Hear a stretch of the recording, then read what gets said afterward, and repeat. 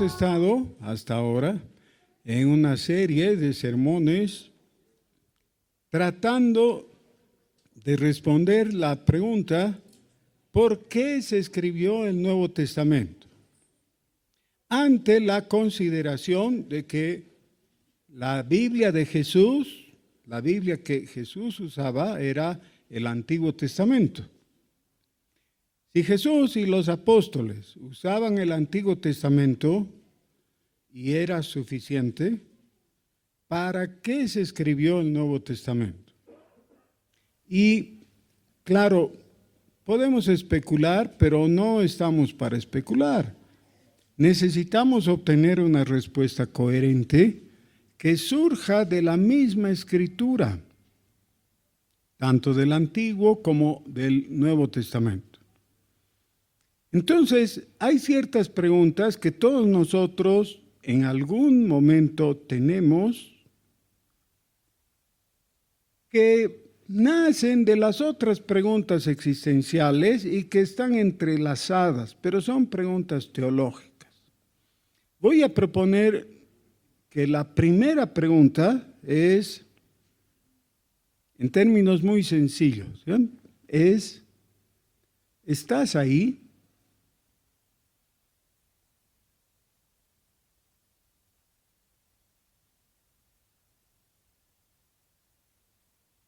¿Estás ahí?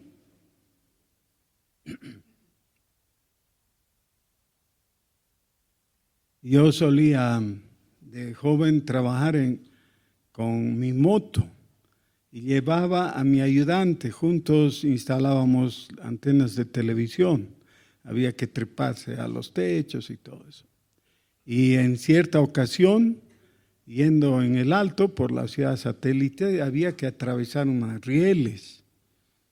Y yo no medí bien y entonces al cruzar las rieles hubo un barquinazo, que para mí no fue mucho, pero después sentí un poco rara, la moto estaba muy liviana. El ayudante se había quedado ahí, más bien no se cayó parado, no se hizo nada, pero fue chistoso que ya no estaba, ¿no? Y a veces la sensación es esa, ¿no? La persona que tiene que estar ahí no está. Y por supuesto, todos nosotros optamos por la verificación física primero. Si quieres saber si alguien está ahí, entonces miras. Y si es visible, ya, claro, es muy fácil. Si no logras mirar por alguna razón, tratas de tocar si está. Y si está, no hay problema. Pero hay cosas que no percibimos por los sentidos o no tan fácilmente. La Biblia ha sido escrita, estoy hablando del Antiguo y el Nuevo Testamento, para responder esa pregunta inicial, que he tratado de simplificarla al máximo para que podamos manejarla, entenderla, ¿no? La pregunta es: ¿estás ahí? Ahora, la situación es que a veces percibimos de algún modo, pero a medias, percibimos que está, pero no está. Y eso pasa en situaciones, digamos, naturales, con los vecinos. Si vives en un edificio o en un condominio, de vez en cuando oyes unas bullas, ¿no? Entonces, está el vecino, ahí, claro. Pero a veces parece que no está porque no hay luces encendidas, es de noche, por supuesto, pero sí hay bulla. Y entonces te preocupas, ¿no? ¿Está el vecino? O quizás alguien más ha entrado. Porque tu percepción es parcial, es incompleta. ¿Quién es el que está ahí? Hubo en la década de los 80 una larga temporada que entre los norteamericanos se puso de moda adorar a Satanás. Había una liga de iglesias satanistas en los Estados Unidos con más de 500 iglesias afiliadas. Y les llamaron así, iglesia satanista. ¿Ya? Formaron toda una liga, ¿no? Una organización. En una ocasión le preguntaron a uno de sus líderes, ¿por qué estaban en algo así tan oscuro, tan sin sentido, ¿no? De adorar a Satanás? Y dijeron, porque Satanás obviamente es real. Esa fue la respuesta. Satanás es real. Tenía sus razones para dar esa explicación y todo. No nos interesa a nosotros ahora ir más profundamente, pero ese era el punto de vista, ¿no? Ya que hay alguien que es real, vamos a seguirlo, vamos a adorarle. Obviamente nosotros nos damos cuenta que esa es una opción totalmente equivocada. Pero para algunas personas que aún profesan ser cristianas, todavía la realidad de Dios es demasiado difusa y están como a tientas. Eso de estar a tientas, por si acaso, es un término usado por el apóstol Pablo. ¿Se acuerdan? En el discurso a los atenienses les dice que si de alguna manera a tientas pudieran percibir a Dios. Así que no lo estoy inventando yo, pero ¿cómo es que alguien que profesa ser cristiano todavía está debatiéndose por décadas a veces en la pregunta, ¿es Dios real? ¿Está ahí? Y de ahí derivan otras preguntas, ¿no? Por ejemplo, ¿me escucha Dios? ¿Le hablo? Cuando oro, ¿estoy en una comunicación entre el emisor y el receptor? ¿Hay eso? ¿O la oración, como en el caso de los budistas, es solamente un ejercicio interior, un ejercicio de mi espíritu y nada más? El budista no espera que alguien le escuche o que haya respuesta a su oración. Su oración no es para eso. Pero nosotros como cristianos afirmamos que hablamos con Dios. ¿No es verdad?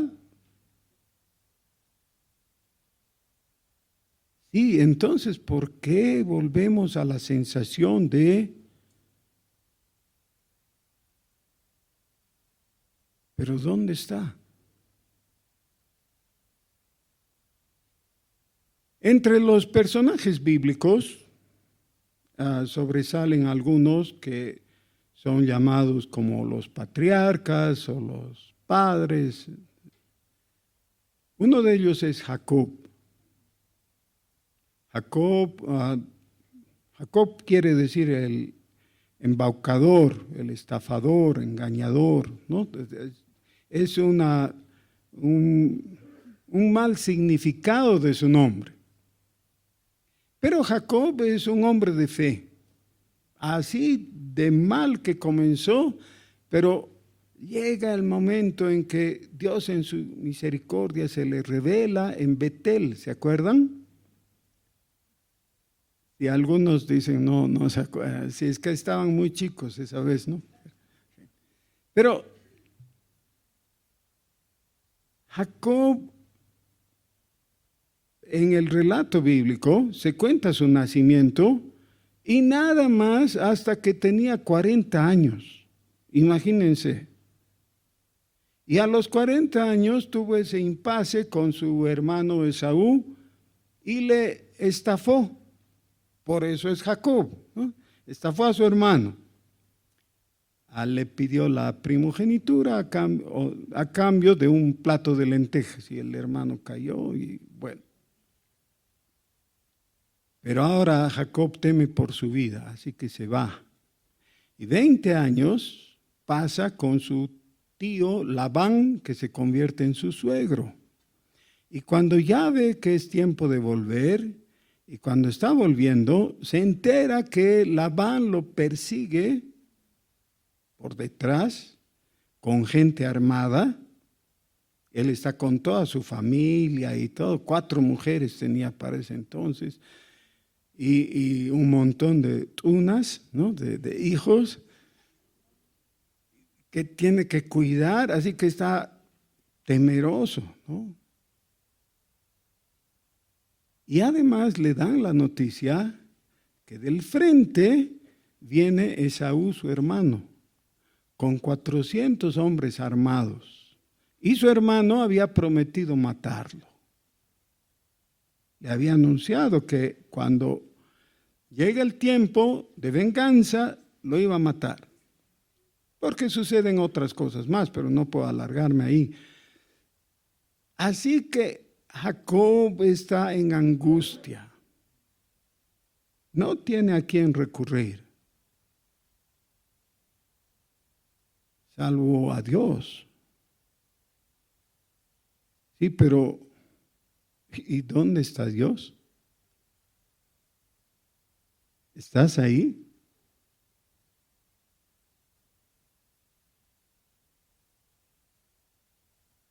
Y no está. Está afligido Jacob. Así que recuerda esa experiencia de hace 20 años, cuando Dios se le había revelado en Betel, y entonces añora ese tiempo, y el ángel del Señor se le presenta. Y no se cuenta la conversación o todo lo que se dijeron mutuamente, solamente se cuenta en forma específica que el lugar se llamaba Peniel. Y en Peniel Jacob hace algo. Se aferra al ángel de Jehová, que le dice: suéltame, déjame, me voy. Y Jacob le dice: no, no te vas. No te voy a soltar hasta que me bendigas. Hasta que me bendigas. Ahora, cuando nosotros pensamos en términos serios respecto a la presencia de Dios, se sobreentiende que queremos, que pedimos por la presencia de Dios, no simplemente para tener una experiencia mística o algo así. Queremos la presencia de Dios porque sabemos que su bendición nos es necesaria. Sin su bendición estaríamos perdidos, así que claro que queremos la bendición. Pero lo sobresaliente en Jacob es que él está dispuesto a luchar. Y entonces le dice: has luchado con Dios y has vencido. No es una lucha para vencer en el sentido de derrotar al otro. Es una lucha para no dejarlo ir. Te quiero conmigo. Quiero que permanezcas porque te necesito. Y entonces él obtiene la bendición de Dios. Miren qué interesante es muchas veces cuando se hace toda esa disquisición, la discusión, ¿no?, sobre el tema de la predestinación y de la inhabilidad del hombre para cooperar con Dios y todo eso. Sí, todo eso está bien, es por la gracia de Dios que tenemos salvación, es solo por la gracia de Dios. pero necesitamos observar, por lo menos fugazmente, el otro lado. ¿Ya? Ok, entonces la primera pregunta, y ustedes pueden guardarla en su mente o escribirla o algo, es: ¿estás ahí? No debemos esperar una experiencia como la de Jacob necesariamente. Nuestra experiencia puede ser muy distinta, pero necesitamos considerar la experiencia de Jacob. Y nosotros tenemos que preguntarnos, aclarar en nuestra mente esa pregunta: ¿estás ahí?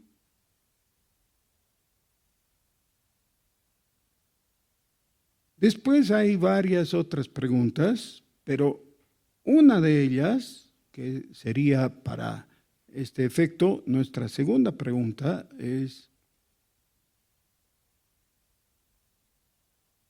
ya entendí que tú eres Dios. Yo no soy Dios. ¿Sí? ¿Entendí? Mejor, ¿tú entendiste? Dios es Dios, tú no eres Dios. Yo no soy Dios, Él es Dios. ¿Ya? Tan sencillo, dirá alguien. Sí, pero tiene que estar claro. Tiene que estar claro, yo no soy Dios. Y eso es lo que Dios le revela por Daniel a Nabucodonosor, ¿se acuerdan? Eres hombre nomás, no eres Dios. Ok. Si tú eres Dios y yo no, entonces entiendo que tú, como soberano Dios que eres, tienes toda la potestad de decirme cómo tengo que vivir. Y esa es la pregunta. En singular, ¿cómo debo vivir? En plural, ¿cómo hemos de vivir nosotros? Esa pregunta, otra vez, está en el corazón mismo de la revelación bíblica, porque cuando Dios saca a Adán y Eva, a la primera pareja, del huerto del Edén, los pone en condiciones muy diferentes a las originales, que eran todas ventajosas, ¿no es cierto? Las condiciones en el huerto del Edén eran muy favorables, pero ahora están fuera, y entre las diferentes cosas que pierden, es que pierden acceso a Dios.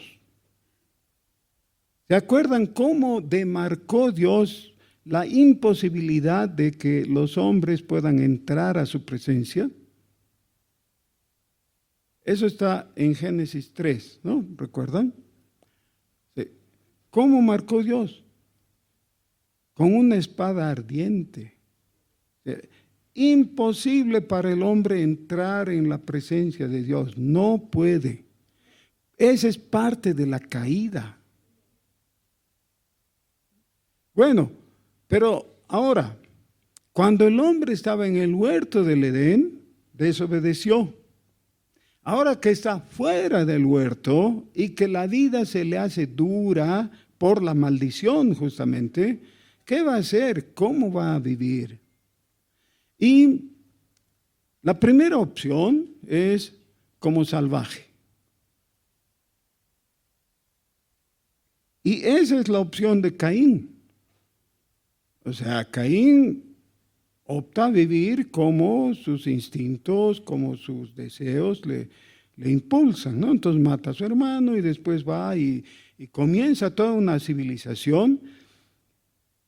Y uno de sus descendientes, que seguía la senda de Caín, dice: a ver un momento, ¿de dónde salió eso de que solo puedo tener una mujer? ¿Quién dice eso? Y entonces él dice: pero ¿y dónde está Dios? El Dios que se supone que ha establecido en la creación un hombre y una mujer para ser pareja, ¿dónde está ahora? No lo puedo ver. Así que yo voy a hacer lo que yo quiera. Y lo que yo quiero es tener 2 mujeres. Y eso va creciendo y más adelante encontramos a Salomón con 1000 mujeres. 2 ya no eran suficientes, ¿no? Ha ido uno y otro pensando que si puedo sostener este estado de cosas en base a mi fuerza, porque recuerdan, dice por mi brazo, ¿no? Por mi brazo voy a hacerlo. Entonces, puedo hacer lo que yo quiera. Y la característica de la vida salvaje es que el más fuerte va a obtener del más débil lo que él quiera, aún su cuerpo, para comérselo. Como entre los animales, ¿no? El león se come a la cebra y la cebra le inicia juicio, ¿no? No. ¿Qué se espera del león? Que obre como león y que haga eso. Y entonces, entre los hombres, el fuerte dice, voy a hacer prevalecer mi fuerza.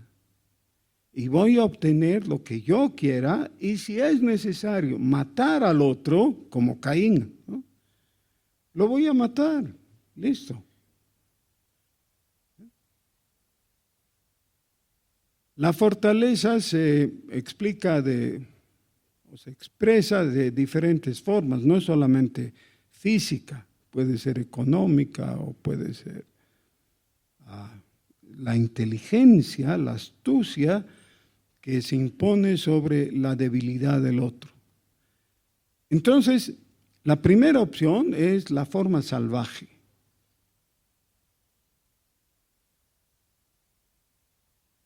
Hasta que llegamos en el capítulo 12 de Génesis a Abraham. Dios llama a Abraham y le dice, de ti voy a formar una nación. Esa nación va a ser diferente. Y como un don magnífico para que no sigan viviendo como salvajes, Dios les da la ley.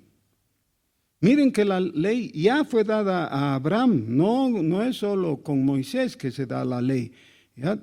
Hay episodios donde la ley, por lo menos en ciernes, es dada a diferentes personas para que hagan la voluntad de Dios. ¿Qué es la ley entonces? Es la expresión de la voluntad de Dios para que el hombre pueda contestar la segunda pregunta. ¿Cuál era la segunda pregunta? ¿Cómo hemos de vivir? ¿Cómo? Porque aún el salvaje en algún momento podría decir, no, pues no puedo seguir viviendo como salvaje, a ver, ¿qué tengo que hacer? Pero no sabe y trata de inventarse. Y entonces, ¿saben qué hace? Llama a una constituyente. Y en la constituyente se redacta la constitución política del Estado. Sí, el problema es que la constitución, que es para dar luz, surge de mentes oscurecidas, en las que, por ejemplo, dice, gracias a Dios, tal, en la introducción, y más allá dice que hay que fomentar el culto a las creencias ancestrales. O sea, una contradicción tan crasa, pero es natural porque las mentes están oscurecidas y sin luz de Dios. Eso es lo más que podemos aspirar, la Constitución, con todas sus equivocaciones y todo. El pueblo de Israel tuvo una ventaja incomparable. Recibió de parte de Dios la ley, y la ley les decía cómo debían vivir en un aspecto integrado. ¿Qué quiere decir eso? Que no tiene que ver solamente con ciertos aspectos de la vida humana, sino con todo. Y todo presentado coherentemente, porque todo está alrededor de la verdad principal. ¿Y cuál es la verdad principal? Oye, Israel, Jehová nuestro Dios, Jehová uno es. Ahí comienza. O sea, lo que hemos tenido en Génesis 1:1 como relato, en el principio creó Dios los cielos y la tierra, en Deuteronomio lo tenemos ya como principio teológico. Hay un solo Dios, Él es Jehová. Lo que nos corresponde es oír a Él. Después de decir eso, es decir, que Jehová uno es, el Señor les ordena, esta verdad les vas a enseñar a tus hijos. Y vas a escribir esta verdad en las paredes de tu casa y en las puertas, en todo lugar. Es decir, no te puedes permitir olvidar esta verdad, porque si la pierdes, todos los otros mandamientos que están construidos sobre esta verdad ya no tienen sentido. Ya no tienen sentido absoluto, quiere decir. Por eso necesitas la verdad inicial. Hay un solo Dios. Es el creador de todo. Muy bien. Entonces, ¿cómo vamos a vivir? De acuerdo a la voluntad de Dios expresada en la ley. Eso es. 1450 años más tarde, es decir, en la época del Señor Jesús, más tarde de Moisés, ¿no? O sea, cuando Dios le entregó la ley. En la época de Jesús, los hombres habían tomado la ley de Dios, los judíos, ¿no? Los fariseos, y la habían recortado un poquito de aquí, y la habían limado un poquito de allá, y la habían ido transformando, porque el judaísmo tenía toda una ideología que no era pura. Tenía como una vertiente inicial la ley de Dios, pero después de eso recibieron una fuerte influencia de otras religiones, especialmente de la persa. La religión persa influyó muchísimo en el judaísmo, poniendo una serie de tradiciones en los judíos que ellos ni sabían que era de ese origen, y creían estar guardando la ley de Dios tal como fue dada. Pero habían pasado varias generaciones después de Esdras, el que tiene su libro aquí, ¿no? En la escritura. Después de Esdras habían pasado generaciones de rabinos, el primero comentando la ley, el segundo comentando el comentario de la ley, el tercero comentando el comentario de la ley, y así sucesivamente, hasta que sabían todo lo que los rabinos decían, pero ya no sabían cuál era la ley. Entonces volvemos a nuestra pregunta inicial. ¿Por qué se escribió el Nuevo Testamento? Porque era necesario para nosotros recuperar lo que en origen Dios había dado. Hemos visto la semana pasada el Evangelio según San Mateo, cómo comienza con la genealogía de Jesús, que presenta a Jesús como judío y como heredero al trono de David. ¿Ya? Algo muy judío, y cuando digo judío, debe entenderse en ese contexto algo cerrado, ¿ya? Algo esencialmente discriminador. Ellos pensaban, nosotros los judíos, los herederos de la bendición, los herederos del pacto, y todos los demás fuera. No tienen nada que ver, no tienen chance, no tienen esperanza, no tienen nada. Así pensaban. Y así comienza el Evangelio de Mateo. Si le preguntamos, en base al capítulo 1 de Mateo, ¿y qué es esto de Jesús? Diría él, es un judío, descendiente del más judío de los judíos, que era el rey David. Y por tanto, Jesús merece estar sentado en el trono porque era su hijo, es decir, su descendiente. Pero hemos visto que el Evangelio de Mateo concluye con una afirmación que ratifica que Él es el rey esperado, solo que ahora es el rey que ya está cumpliendo la profecía. Y entonces en el capítulo 28, versículo 19, dice Jesús a los discípulos, toda potestad. ¿Qué es potestad? Les dije la palabra en griego, ¿se acuerdan? ¿Cuál era? Anótense para que después cuando comenten van a, sabe griego, ¿no? Para que se manden la parte. ¿Cuál es la palabra? Exousia. Ya que a veces se traduce por autoridad, que es poder legal efectivo.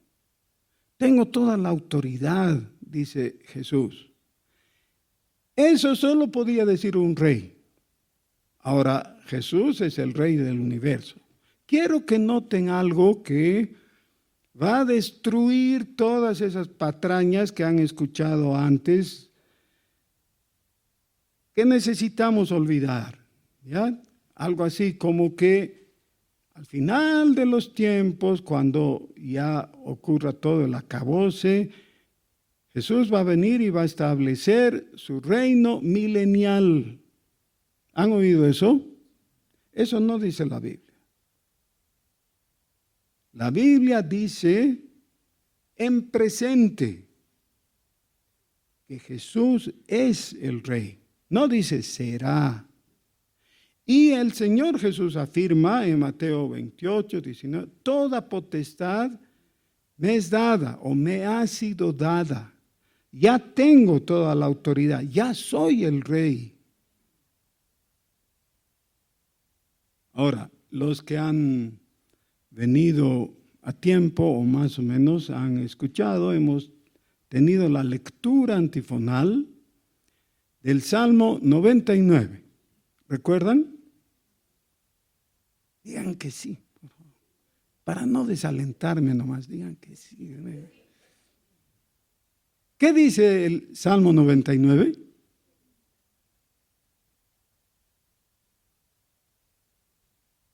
Si no saben, busquen. ¿Qué dice? Hay una afirmación ahí. ¿Cuál?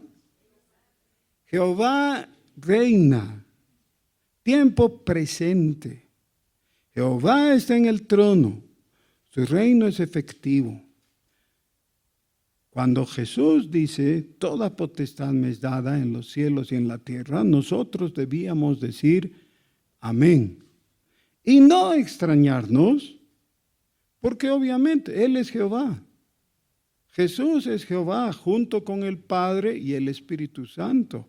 Es el Jehová que reina. Así que si hay alguien a quien debemos hacerle la segunda pregunta, ¿se acuerdan cuál era la segunda pregunta? ¿Cómo hemos de vivir? Es a Jesús, no a otro. No a otro, a Jesús. ¿Cómo hemos de vivir? Y entonces volvemos al Evangelio según San Mateo, pero esta vez leemos el capítulo 5. ¿Qué nos dice? Que Jesús, viendo a la multitud, subió al monte y sentándose vinieron a él sus discípulos. Y abriendo su boca les enseñaba diciendo: bienaventurados los pobres en espíritu, porque de ellos es el reino de los cielos. Bienaventurados los que lloran, porque ellos recibirán consolación. Bienaventurados los mansos, porque ellos recibirán la tierra por heredad. Bienaventurados los que tienen hambre y sed de justicia, porque ellos serán saciados. Bienaventurados los misericordiosos, porque ellos alcanzarán misericordia. Bienaventurados los de limpio corazón, porque ellos verán a Dios. Bienaventurados los pacificadores, porque ellos serán llamados hijos de Dios. Bienaventurados los que padecen persecución por causa de la justicia, porque de ellos es el reino de los cielos. Bienaventurados sois cuando por mi causa os vituperen y os persigan y digan toda clase de mal contra vosotros, mintiendo. Gozaos y alegraos, porque vuestro galardón es grande en los cielos, porque así persiguieron a los profetas que fueron antes de vosotros. ¿Y qué encontramos aquí? Encontramos lo que los necios, es decir, los ateos, por si acaso necios es la forma de referirse en la escritura a los ateos. Dicen, esto no tiene sentido, es un contrasentido completo. ¿Cómo es que los pobres van a ser los bienaventurados, que quiere decir felices? Todos sabemos que los pobres son unos pobres. Pobre de hecho ya significa que tú estás calificando a esa persona como digna de tu lástima. Dice, pero ellos son los bienaventurados, porque aunque son pobres, son propietarios del reino de los cielos. Y así en cada caso, con cada bienaventuranza, se presenta una paradoja que establece un axioma sobre el cual está basada la teoría del reino de Dios.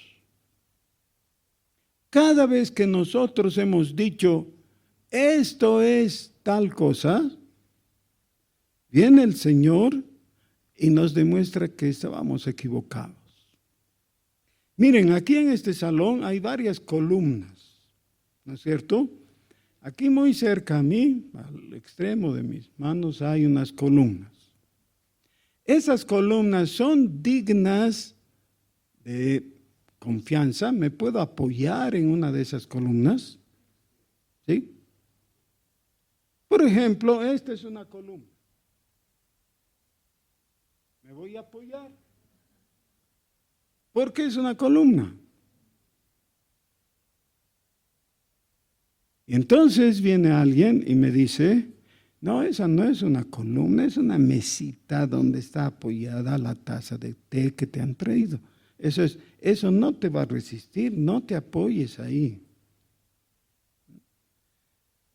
Cuando el Señor Jesús hace sus aclaraciones respecto a la felicidad, que son bienaventurados estos y estos otros y todo lo que nosotros jamás hubiéramos creído, nos está haciendo eso, nos está diciendo lo que tú veías y creías como cierto, es decir, comprobado, no es así. Estabas equivocado, es de otra manera. Y entonces te deja lo mismo que han visto seguramente en la ciudad. Hay varios lugares con unas telarañas de cables de teléfonos y de luz en las calles, ¿no? Aquí en la esquina tenemos un enredo. Y de vez en cuando ocurre que seguramente quitándole el servicio a una casa, quitan un cable y lo dejan colgando ahí. Y uno dice, uy, qué grave, ¿no? Alguien muy irresponsable ha hecho eso. Es todo un enredo. Pero cables colgando sin saber a dónde llegan, ese es el colmo. Pero si las cosas son como Jesús dice que son en las bienaventuranzas, no tenemos un cable colgando, tenemos 9. Porque hay 9 bienaventuranzas que nos dejan locos. ¿Cómo es esto? Y después el Señor Jesús sigue aclarando, pero la aclaración inicial que nosotros necesitamos hacer es darnos cuenta que todo esto es una respuesta inicial a los planteamientos del Antiguo Testamento que habían sido olvidados o tergiversados o suplidos por la tradición rabínica. Los rabinos habían mal interpretado la ley y habían ido creando un sistema muy interesante, pero torcido. Así que el Señor tiene que hacer una aclaración fundamental en el versículo 17. Les dice, recuerden, para ese entonces todos los discípulos eran judíos. Todos ellos eran galileos, pero eran judíos de raza y de religión. Les dice en el 17, no piensen que he venido para abrogar la ley o los profetas. No he venido para abrogar, sino para cumplir. El problema con los rabinos no era que desconocieran la ley. La conocían, distorsionada y todo, pero sabían que había una ley y a veces sabían bien, sabían qué era lo principal. Por ejemplo, una vez un escriba se le acercó al Señor Jesús y le dijo, ¿cuál es el principal mandamiento? Y Jesús respondió obviamente, correctamente. Y el escriba le dijo, bien has contestado, eso es. Y estaban de acuerdo. Entonces, ¿cómo podríamos calificar al escriba que está de acuerdo con Jesús como equivocado? No podemos, ¿no? Claro que está acertado. Quiere decir que cierto conocimiento de la verdad sí tenían. El problema, como dice aquí, es que no cumplían. Y entonces el Señor les dice, no he venido a abrogar. Sería más fácil abrogar y decirles, hagan lo que quieran. Es decir, vuelvan a ser salvajes. No, no he venido a abrogar, he venido a cumplir. Pero luego en el versículo 20 les muestra que ellos también tenían que cumplir. Ahora, los judíos habían estado en un lavado de cerebro realizado por los rabinos, que para ese tiempo eran los fariseos, los saduceos, y todos ellos de capear la ley. Digo capear en el sentido de los toreros. ¿Qué hace el torero cuando viene el toro todo enojado, furioso, peligroso? ¿Qué hace el torero? Lo que hace es pararse bien firme. Y cuando llega el toro, lo sujeta por los cuernos y lo despacha. ¿No? ¿Por qué no? Porque el toro pesa entre 500 y 800 kilos y el torero pesa 60, qué sé yo, 70 kilos. No puede hacer eso. Entonces, ¿qué hace el torero? No lo detiene, ¿qué hace? Lo esquiva.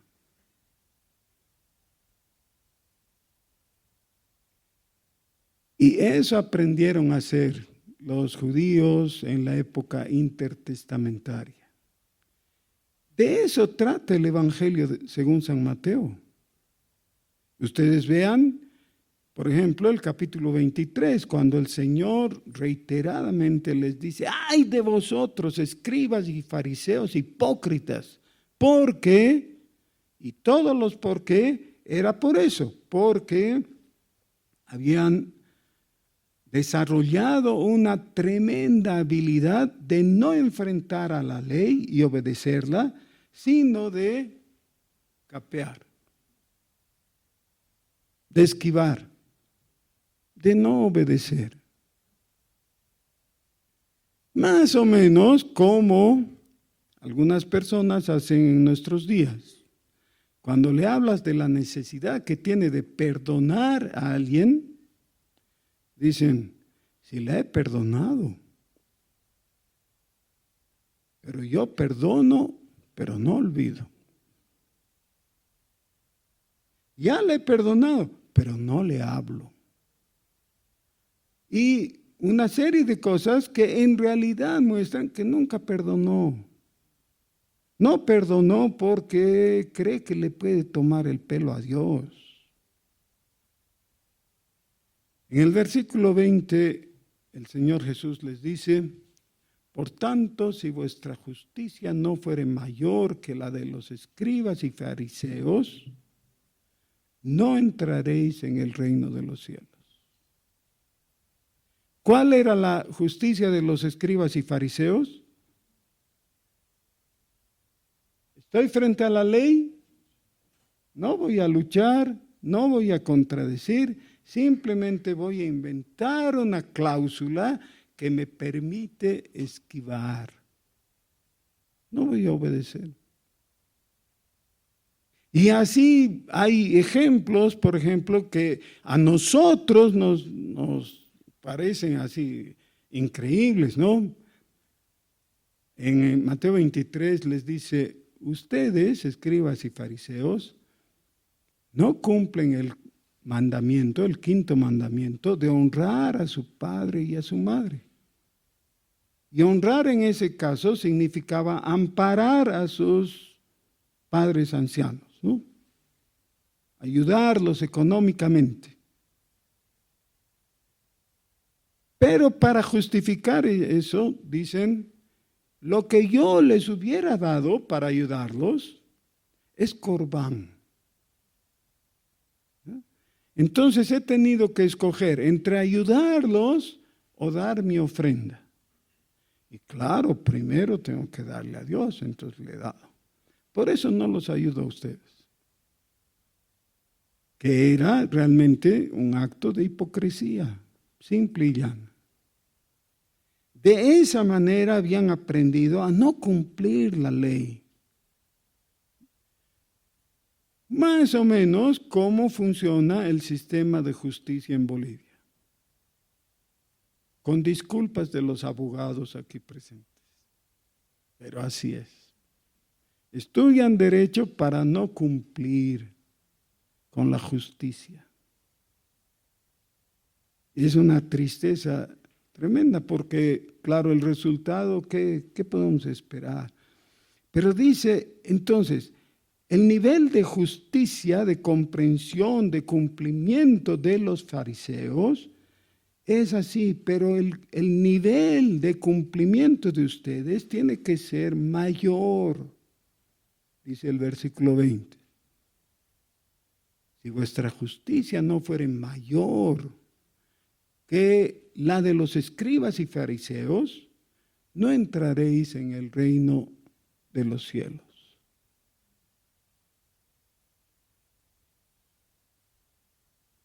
Hermanos, si no se les ha puesto la piel de gallina, quiere decir que no tienen corazón. Cuando leo ese versículo, se me pone la piel de gallina. Porque me doy cuenta que entonces el juicio de Dios es en serio. No está jugando Él, no está amagando, es en serio. ¿Cómo podría yo pretender tener un nivel de justicia mayor que de los escribas y fariseos, que con todas sus taras y tachas y todo, eran mejores que yo? ¿Cómo podría yo cumplir con eso, de superarles?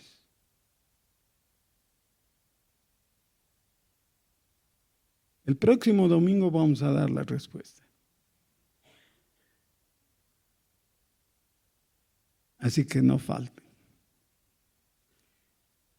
No, miren, el Señor Jesús profundiza a través del capítulo 5, mostrando que ese cumplimiento tiene que ser de corazón.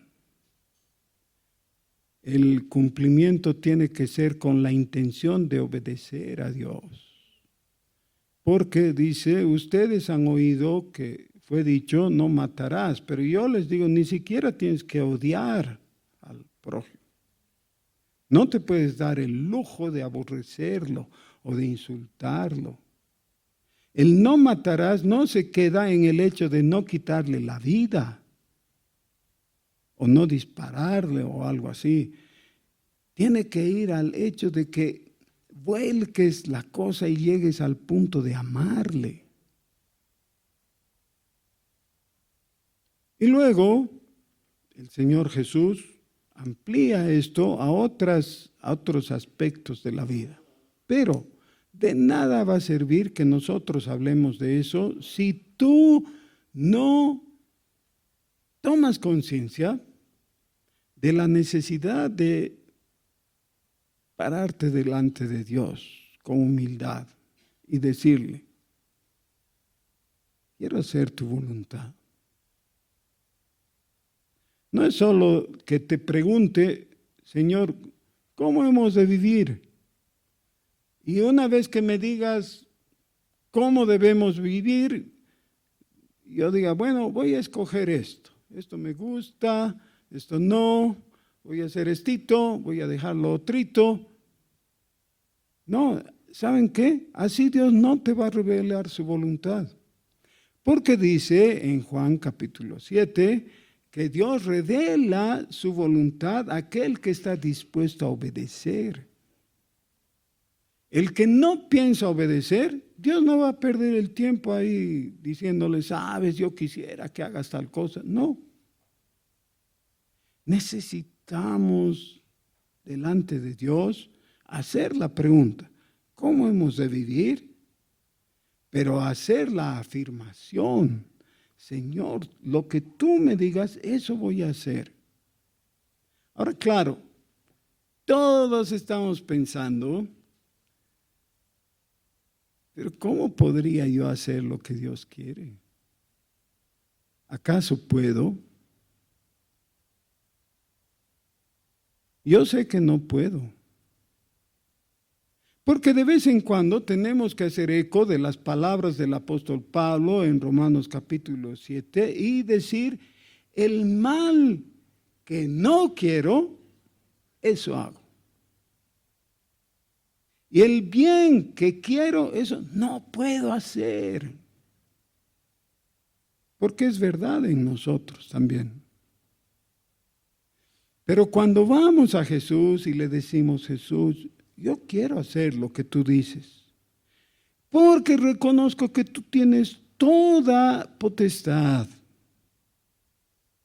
Estoy dispuesto a obedecer, pero por favor mírame, no tengo la fuerza, no tengo la virtud, no tengo la capacidad.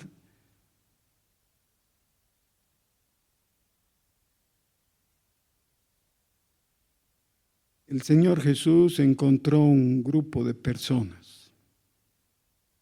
Preguntó qué había estado pasando. Un hombre se adelantó y le dijo, he venido a tus discípulos pidiéndoles que ellos expulsen a un demonio de mi hijo. Hay un demonio que tiene afligido a mi hijo.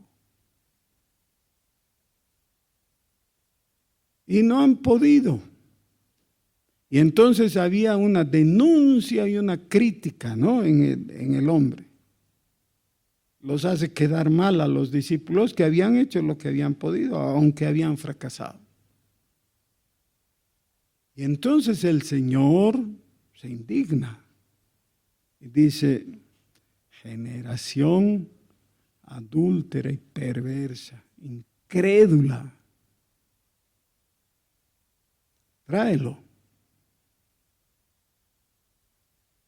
El hombre, después de denunciar a los discípulos de impotencia, le dice: pero si tú puedes hacer algo, o sea, si no vas a fracasar igual que tus discípulos. Y el Señor le responde: ¿qué? ¿Que si yo puedo? Ahí no está el asunto. Si tú puedes creer. Y él entonces fácilmente, porque él era boliviano por si acaso, ¿no? Entonces fácilmente dice: creo.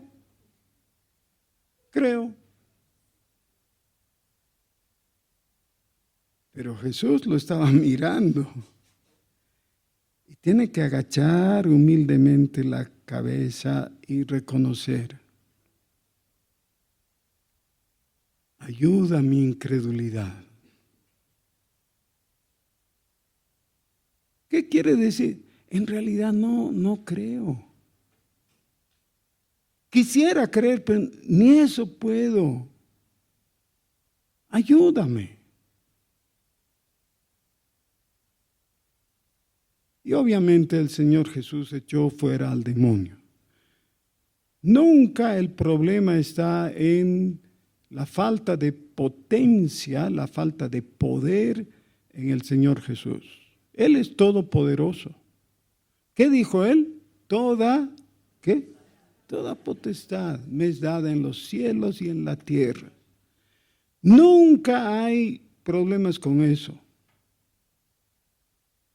El problema está en nuestro corazón, que lucha consigo mismo por ejercer la fe o no.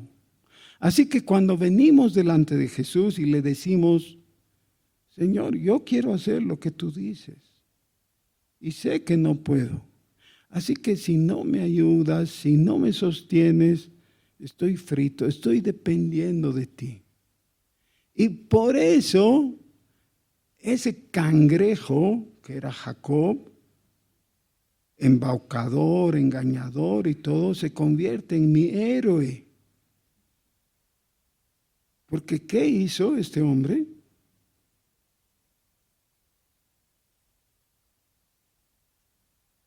Se tomó de el único que le podía salvar, que le podía bendecir. ¿Y le bendijo?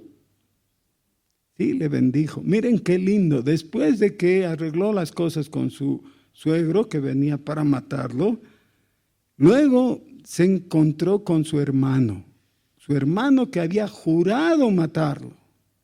Y cuando se encontraron, Esaú vino corriendo y dice que se echó sobre su cuello y lo besó y lloraron en un encuentro en el que el amor fraternal se sobrepuso a los malos recuerdos, al aborrecimiento, al rencor, al engaño, a la deuda. Ya. ¿Qué haces con todas esas cosas?, le dijo Esaú. Jacob le dijo: he venido para darte, como una coima, ¿no? Es un regalo para ti. No necesito, dijo Esaú, yo tengo lo mío. No te hagas problema.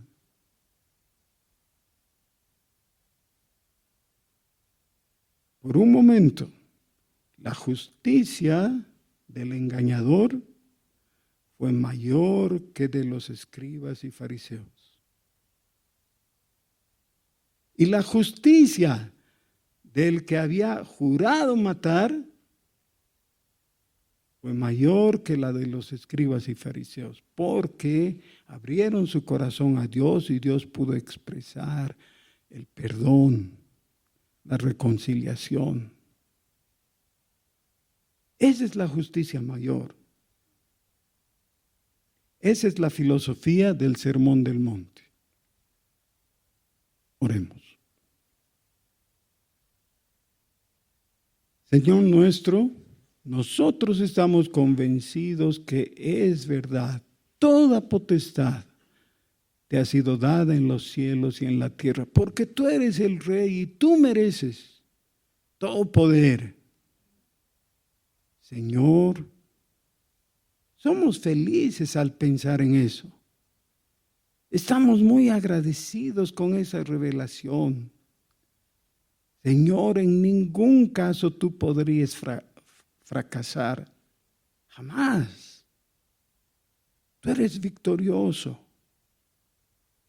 Y por eso al mirarte nosotros con un suspiro, te decimos, ven Señor Jesús, y que venga tu reino, y que tu voluntad sea hecha en los cielos y en la tierra, especialmente en esta tierra en la que vivimos. Que tu voluntad prevalezca. No queremos la doctrina de que tú eres el Dios soberano. Queremos ver la realidad, Señor. Aguardamos. Y mientras tanto, como Jacob, nos abrazamos a ti, confiados. Bendito sea tu nombre. Por Jesús. Amén.